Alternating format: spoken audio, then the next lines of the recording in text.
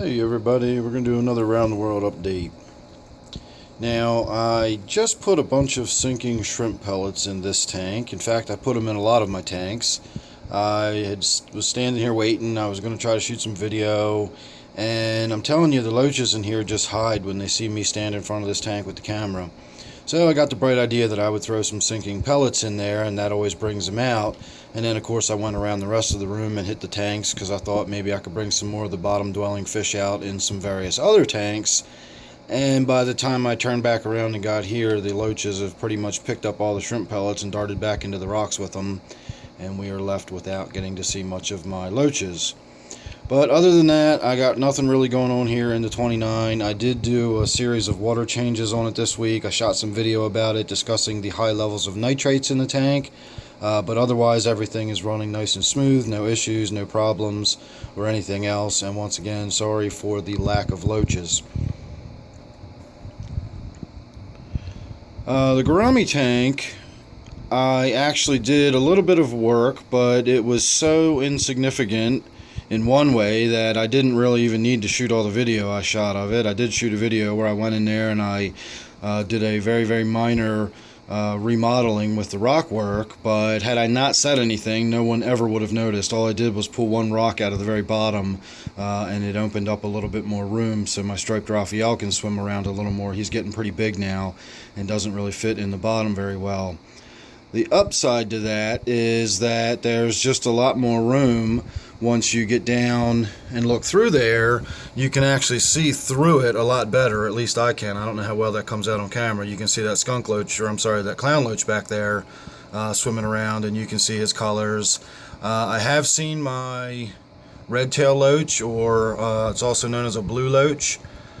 And I have seen on a few occasions my little South American bumblebee catfish. Oh, there was a glimpse of my Raphael's tail. So he is back there, and there is more open area for him to move through if he wants. So with a little bit of luck, we should be seeing some video of him pretty soon. And I do have a lot of video of my striped Raphael. Is that...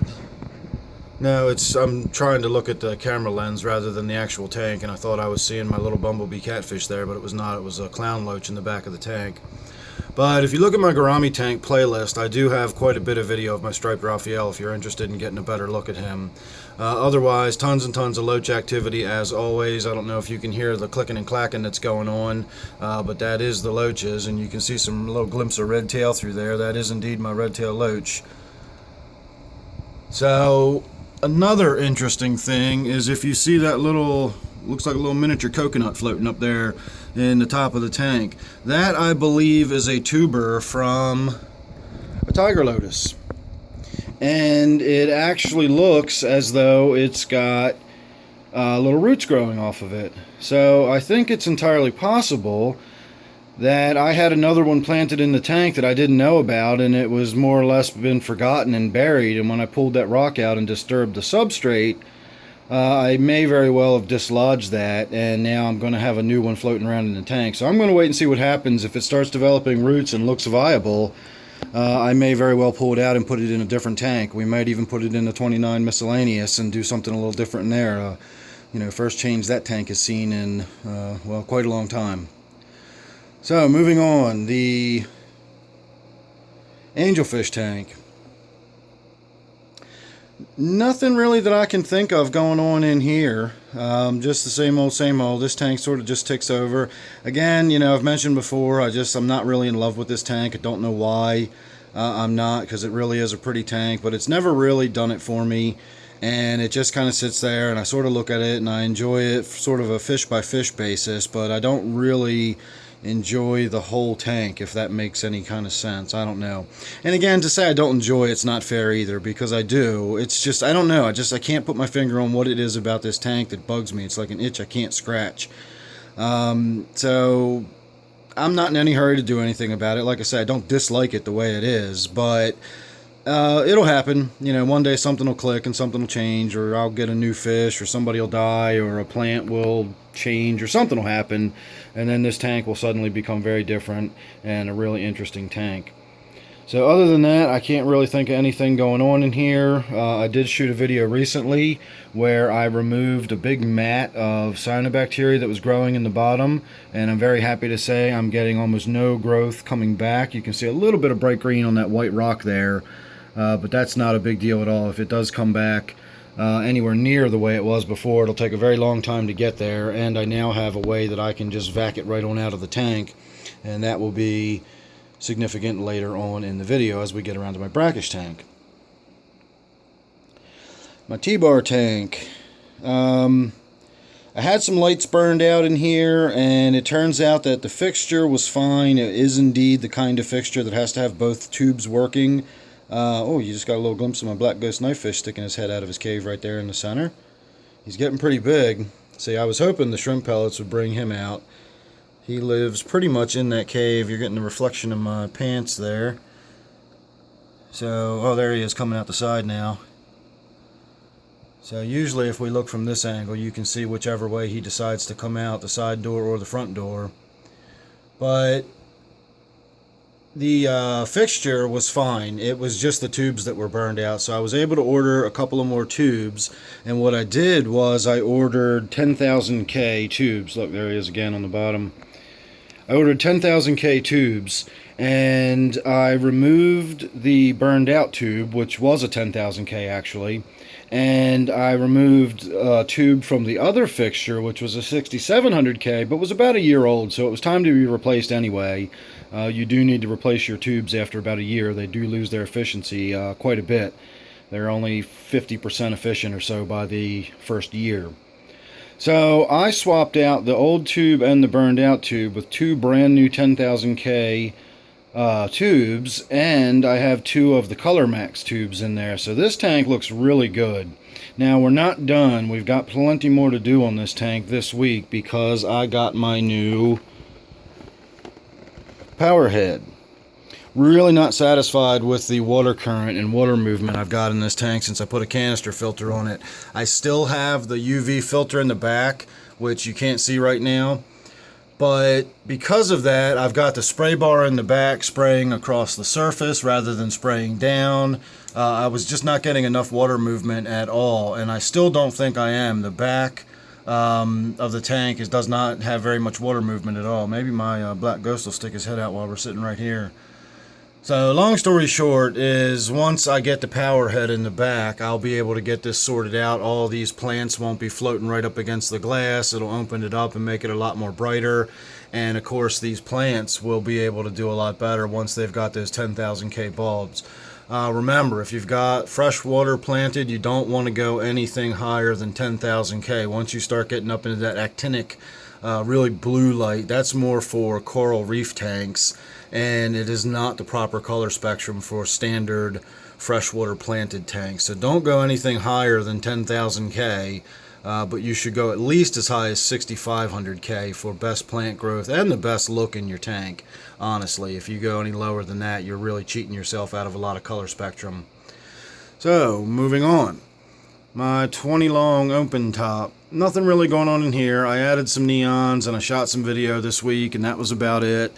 My temple plant is really starting to get out of control a little bit again. It's getting up into the light, so I'm going to need to come in here and cut some of this down, and once again we'll do the same thing. We'll cut it right here just above the node, just above the water surface, and the next batch that comes out will produce even smaller leaves, and it will get denser and more compact and bushier and bushier, and eventually I'll work it into a nice little dense bush just above the surface of the water, and that way the light fixture won't need to be raised anymore. The issue I have is if I raise the light fixture any higher, I get all this bleed over light that shines out into the room, and it makes shooting video difficult because I get glare off of everything from it.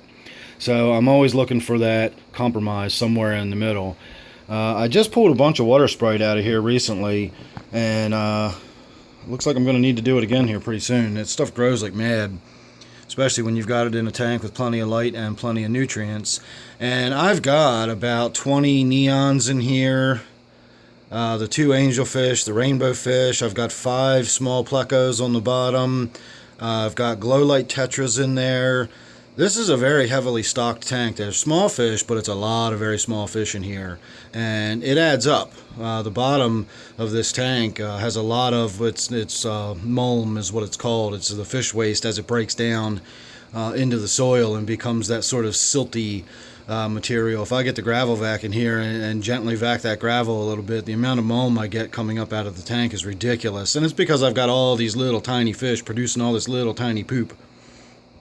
So don't think because they're little fish you can just ignore stocking density and you can cram them up. I do pay the price for having that many fish in this tank. I've got quite a bit of biological filtration to compensate for all that.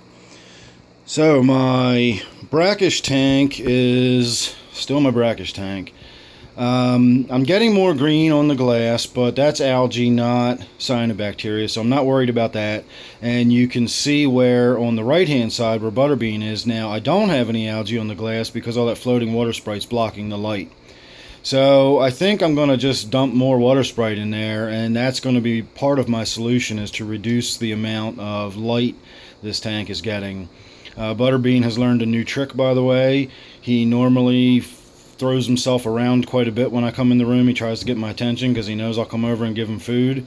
Well, now he has learned that if I don't look over soon enough, he actually splashes at the surface. He turns himself halfway nose down and kicks his tail up out of the water as he flicks it really hard and makes big splashing sounds.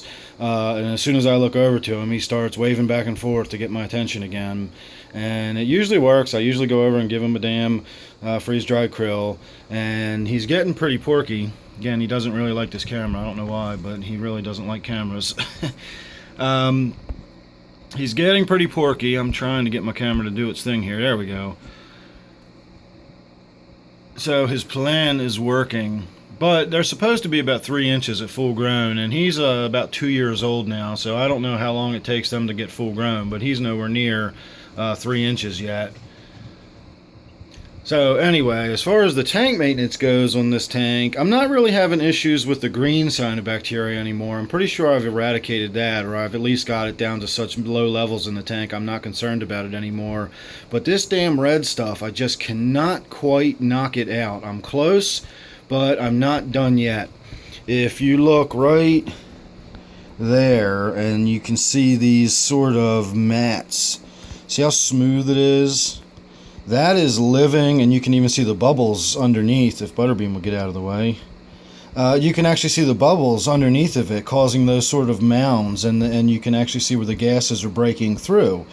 That's live cyanobacteria. That is alive and healthy.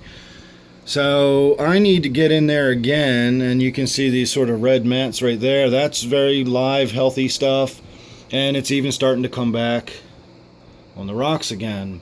So I've treated with the red slime treatment, and I thought it was effective, but here we are again. So what I'm going to do this time is I'm going to start by doing the gravel vac, and I'm going to do it the way I did it in that other video, where I'm going to use a direct siphon rather than a reduced siphon that will slow the water flow. I'm actually just going to suck the stuff right out of there quickly. And just physically reduce it as much as I can. Then I'm going to give it a whammy dose of the treatment. I'm going to do a double dose. After it's run its course for 2 days, I'm going to do a water change and then run another dose through for 2 more days, and then I will come back and vac anything else that needs to be loosened out, and hopefully that will get it. And if not, I'm getting really close to the point where I'm thinking about just getting him out of there and keeping him in a bucket for a day while I set up a new tank, or just strip this one out and scrub it out and start over or something. The cyanobacteria is not going to kill me. It's not really hurting anything. I'm just tired of it being in there. It's a nuisance. It doesn't look good to me. I don't mind some algae. I don't mind some natural looking growth, but that just looks like I've got stuff in my tank. It looks like the blob is growing in there. It's nasty. So that's going to come out sooner or later. It's the same old saga with the brackish tank. I forgot what we were looking at here for a minute. Quarantine tank has nothing in it but plants right now, so I just keep the light on, I keep the filter running, and I keep plants in there so everybody stays happy and healthy. Snail tank, same thing. I just got some snails in there, a little bit of floating plants that I threw in there just for some excess, so it helps to eat up some of the excess nutrients. It gives the snail something to feed on if I forget to feed them, etc., but nothing really to speak of there. Nothing really to speak of here either. My gudgeons are just still being my gudgeons. They're doing their thing, and about once a week or so they spawn. They were in there and spawned again. I've stopped shooting video of it because it's pretty much the same video every time. I still have this listed as my Australian tank because that's what it was going to be set up as when I set it up. But it turns out that these gudgeons sort of wound up stealing the show, and I don't even know where the other one is. Oh, the other one's back up there hanging out in the corner, which means it's going to be spawny time here any day now. We're going to have another batch of eggs in there, and they'll tend to them carefully for about 12 hours, and then in the morning I'll get up and they'll be all gone. So now that my quarantine tank is empty, and I actually do not have any plans to put anything in it for the time being, one of my next projects is going to be to take a little bit of slate. A buddy of mine gave me some sheets of it that are about 8 inches long, and I'm going to get in there and lean them up against the back and the sides, and hopefully if they lay their eggs, they will lay their eggs on the slate. I can then simply remove the slate and put it in my quarantine tank with an air stone, and then maybe we'll actually get some little baby gudgeons out of it. This is another tank that I actually improved the lighting on. I swapped out one of the old 6700K bulbs and I put the 10,000K in. So we have much more vibrant colors on my gudgeons if they would actually ever swim up and get underneath the damn light fixture, but they're not. The one's staying in the back, and then this one's staying down on the bottom right underneath where all the plants are. So at some point I will get some video here. Remember, I have this labeled as my Australian tank. I don't know why my camera is not staying in focus tonight. This is labeled as my Australian tank, but I guess I can always change that to my gudgeon tank or whatever. But you can check out other videos of them. Again, it's pretty much just the same thing. They just kind of sit there doing that, and sometimes they even do it in focus, and sometimes they don't. I don't know why my camera will just not focus on that fish. It wants to focus on those plants. So anyway, that's that. You can go look at them doing their thing any old time. My 125 is still just sort of ticking over doing its thing. I didn't really do anything in here this week except some simple maintenance. I did a water change. I removed some plants. I shot some video of it. I think I very well may have done an around the world update since I've done that, but if not, that's what I did. I got in there and I cleared out a bunch of the water sprite that was in the center, and a lot of it is floating, and all that mash you can see sort of huddled around my spray bar is actually loose individual plants that have floated over to the spray bar and are just kind of pushed up against it. So I'll be getting in there and pulling them out and at least moving them around. I'll probably just put them down at this end of the tank and just let them float down here along with some of this other free floating stuff. You can see my Tenopoma up there in the corner. He likes it when there's some nice dark spots with some floating plants in there. He goes and chills out up there. And then of course my snakeskin Gourami also likes when there is some nice dark areas with the floating vegetation. Other than that, not a lot going on in here. Just looking beautiful as ever. So usually by the time we get to this point in the video, it's really just me kind of trying to give you a look at a little bit of life in the 125, because there is seldom anything to talk about in this. And it actually looks like for once my congos are not spawning. So that's what my congos look like when they're chilled out, everybody. They're just kind of looking beautiful, hanging out. And this is what I mean by them being active but not frantic fish. See, they're still doing their thing, they're interacting. You will still get the ones that zip and swim around, but they can also be calm fish that just kind of hang out and chill out. They don't always dart and dash and swim around the tank. I really like the Congo Tetras. I really recommend them if you've got a little bit larger of a tank. Fantastic fish, and they're so colorful and so pretty. So there you go, everybody. That was the round the world. I can't think anything that I might have missed. If I do, we'll pick it up on the next one. Be sure to subscribe if you haven't already. I do have some other stuff coming up. I'm going to be shooting some video of the T-bar tank when I install the power head. I don't know if I'm going to do it on the tripod or I'm going to do a head cam and do, point of view cam. But we'll see how that works out. I might even set both up and then I can edit it however I want. And but whatever we do, we will do some kind of video of me working on the T-bar tank and putting that power head in there and talking a little bit about the water circulation and that sort of thing. So look forward to that. And like I said, subscribe if you're not already. Thanks for watching this one. I feel like I've rambled on long enough. See you real soon on the next one.